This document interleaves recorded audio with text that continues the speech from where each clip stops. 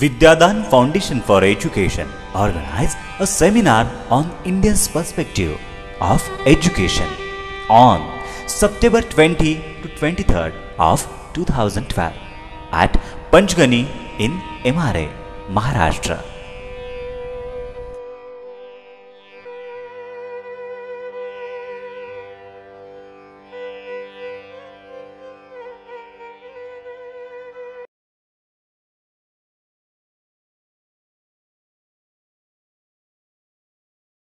Doctor Tejendra ji, Gupta ji और सभी वरिष्ठ नेता लोग और उपस्थित बहनों और भाइयों, 4 दिन की इस संवाद में बहुत कुछ सीखने को मिला और बड़ा आनंद आया। सभी सहभागियों को साधुवाद देता हूँ, उन सबका आभारी हूँ। एक जगह पर 4 दिन रहना मेरे स्वभाव की थोड़ा विपरीत है। 1-2 दिन में निकल जाता हूँ, लेकिन यहाँ पर 4 दिन रहने का एक तो यहाँ की परिसर की और पर्यावरण का आकर्षण था, और दूसरा पवन जी सबके समय ये कहते हैं कि ये 2 संवाद जो है मेरे कहने से, मेरे से प्रेरणा लेकर के उन्होंने किया है, तो इसलिए मेरे ऊपर कुछ दायित्व भी होता है, परंतु वो दायित्व मैं निभा पाऊंगा इसका आश्वासन मुझे नहीं है, लेकिन दायित्व निभाने की प्रयास करना मैं अपना कर्तव्य समझता हूँ।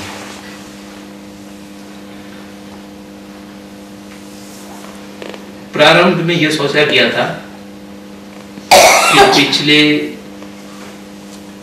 संवाद में परंपराओं की क्या मान्यताएं हैं शिक्षा को लेकर के वो समझा जाए, और उसमें से आज के संदर्भ में हम क्या कार्यान्वयन कर सकते हैं उसका एक योजना बना करके उस योजना पर ये दूसरा संवाद में विचार विमर्श करके कोई जो हाथ में आने वाले हो ऐसा कोई सुझाव या दस्तावेज सामने आवे, ऐसा शुरू में विचार था, लेकिन वो हुआ नहीं होना भी अच्छा रहा, क्योंकि बेर के सम्मेलन में संवाद में कुछ लोग छूट गए थे, वह इस बार पूर्ति हुआ, और बेर और ये दोनों को मिला करके मैं समझता हूँ इस समय भारतवर्ष में जितना भी जो मूल धारा से हट करके कोई प्रयास कर रहे हैं उन सब का लगभग संपूर्ण प्रतिनिधित्व आ गए हैं, ऐसा मुझे लगता है। और इसमें बहुत सा युवक वर्ग ने, युवतियों ने प्रतिभागी बना, उससे कुछ ऊर्जा समय आए हैं। अब ये दोनों को मिला करके तेजेंद्र जी और गुप्ता जी बैठकर कोई ऐसा योजना या सुझाव तैयार करें जो सभी लोगों को पूर्ण रूप से अथवा आंशिक रूप से वो ले सकें, अपने अपने जो व्यवस्था है उसको चलाते हुए उसमें एक पूरक रूप में जो ये 2 सम्मेलन की विचार विमर्श का निष्कर्ष है वो आ सकें, ऐसा मेरे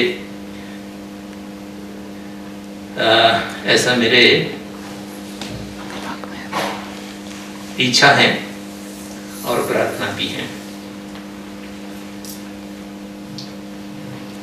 पवन जी ने अपने को अपने परिचय देते हुए कुछ बात आपके सामने रखे थे। उस समय पूर्णतः सहमत हूँ।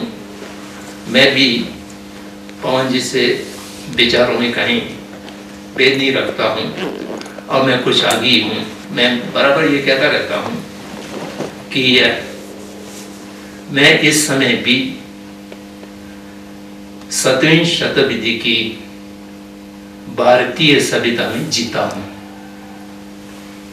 7वीं शताब्दी की भारतीय सभ्यता में जीते हुए भी मैं अपने को कोई अंतर विरोधी या अंतर्ध्वनि नहीं पाता। जो आज की बहुत सा सुविधाएं हैं उसमें से कुछ मैं उपयोग करता हूं और कुछ उपयोग नहीं कर पाता हूं। अगर आवश्यक हुआ तो वो भी कर लूंगा, लेकिन जैसा हवाई जहाज से चलना, रेल में चलना और आज यहाँ है तो कल अमेरिका में पहुंच जाना, ये सब आधुनिक मशीनों की सहायता से होता है, उसका कोई इनकार करने की आवश्यकता नहीं है। गांधी जी भी रेलगाड़ी में चढ़ते थे, मोटर में भी चलते थे, हवाई जहाज में भी चलते थे, पानी की जहाज में ज्यादातर चला।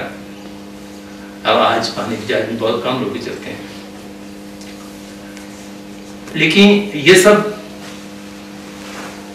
उपयोग करते हुए भी आप कैसा 7वीं सदी की सभ्यता में जी पाते हो, ये प्रश्न जरूर उठ सकते हैं। तो उसका मैं ऐसा सोचता हूं कि मैं उपयोग करता हूं, वो भोग नहीं करता।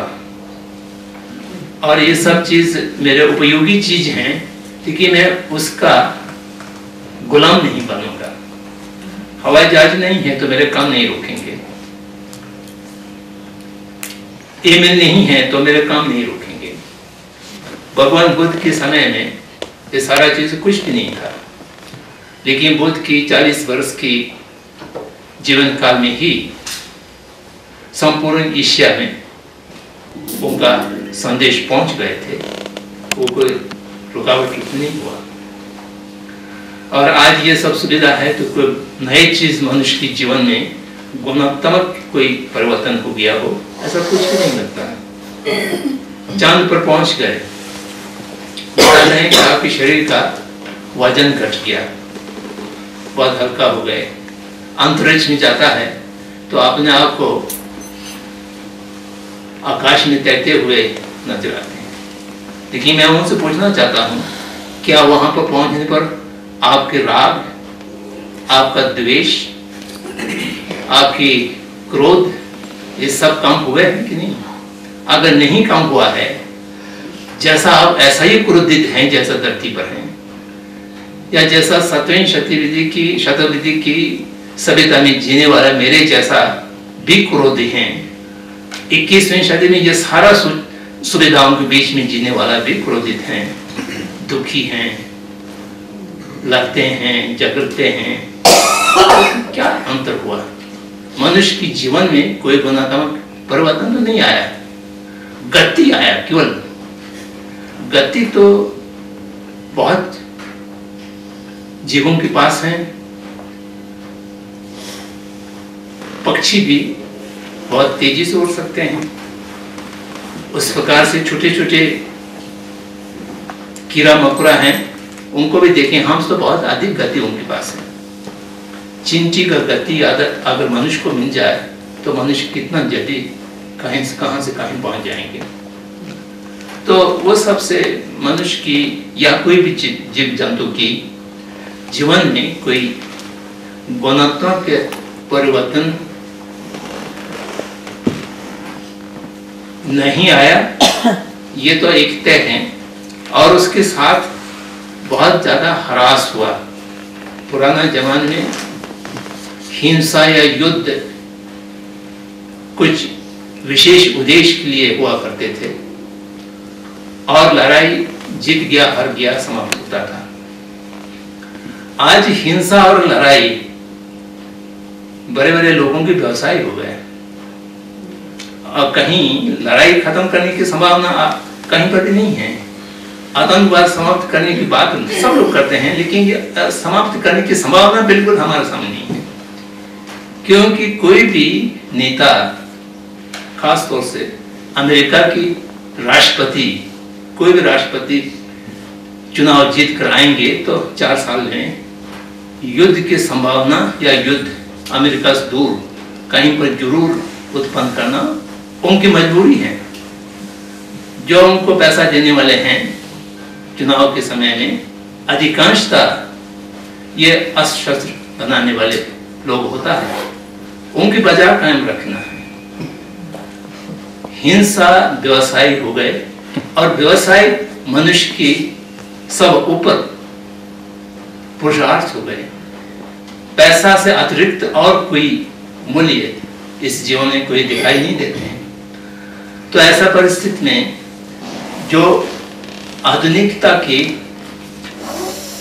दोष हैं उसको गिनने की आवश्यकता नहीं है। अगर कोई आदमी जो आत्महत्या करने के लिए पूर्ण रूप से तैयार हैं, उनको दोष शायद नहीं दिखाई देते हो, इसको गुण दिखाई देते हो, मुझे आत्महत्या करने के लिए ये सबसे अच्छा चीज है। अन्यथा संपूर्ण आधुनिकता, आधुनिकीकरण और आधुनिक, ये तीनों चीज को प्रोफेसर शरण अलग अलग से करके निषेध करते थे। मैं सोचता था कि आधुनिक को ही निषेध करना पर्याप्त होगा, करने ने आधुनिक, आधुनिकता और आधुनिकीकरण तीनों को नाम देकर के निषेध करना चाहिए। वो कहते थे, मुझे आज बहुत सही लग रहा है।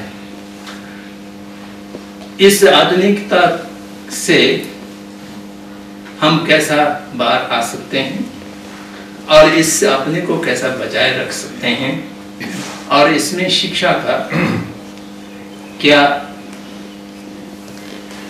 योगदान हो सकते हैं, ये कोई भी पेशावान लोग होगा वो सोचने के लिए विवश होंगे।